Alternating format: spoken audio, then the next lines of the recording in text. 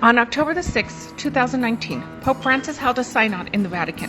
This meeting of the Catholic Church's leaders discusses the most prevalent issues of the faith. One of these issues regards the shortage of priests in various areas of the Amazon and South America. Part of this synod will discuss allowing viri probati, men of communally established honor, to enter the Church as priests. If accepted, these men will be able to become priests no matter what their marriage status is, a luxury not shared by all priests of the Catholic faith.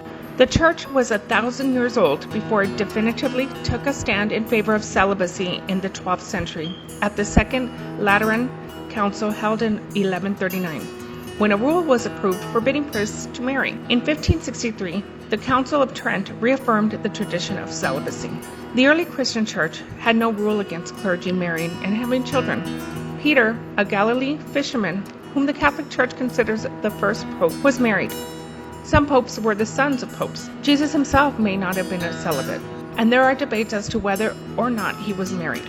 None of the four Gospels say that Jesus was celibate. The Gospels call Jesus Rabbi. Rabbis, then as now, are married. What the Gospels are telling us is that Mary Magdalene went to Jesus' tomb to prepare his body for burial. Then and now, no woman would touch the naked body of a dead rabbi unless she was family. Jesus was whipped, beat, and crucified. No woman would wash the blood and sweat off of his private parts unless she was his wife. In 2012, the Harvard Divinity School professor Karen King unveiled a previously unknown papyrus fragment she believed to be a copy of the 2nd century gospel, in which Jesus referred to Mary Magdalene as "my wife."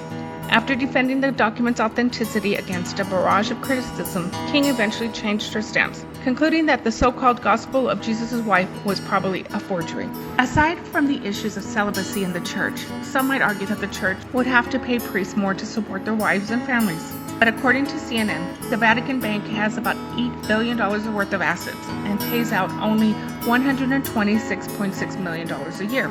Surely the Church could afford to increase the salary for priests all over the world. Allowing all Catholic priests to marry would provide many benefits to their parishes, because a married priest would be able to better assist parishioners who come seeking advice for marital and familial issues. The priest himself would be able to better serve his community by having sympathy rather than empathy, as well as a physical and emotional source of support in addition to a spiritual one. Additionally, some established Catholic priests very possibly may be envious that some of their converted colleagues are able to be married and serve their churches. Envy is not a trait priests should possess, but they are human, and it must be somewhat upsetting that married Protestant practitioners who convert to Catholicism are able to maintain their marital status. Allowing priests to marry would also benefit the Church by helping these men to reach fuller levels of human satisfaction. Maslow, a famous American psychologist, developed a hierarchy of human needs, depicted as a pyramid. In order to reach the higher levels, one must attain most of the previous level's satisfaction. Marriage is an intimate relationship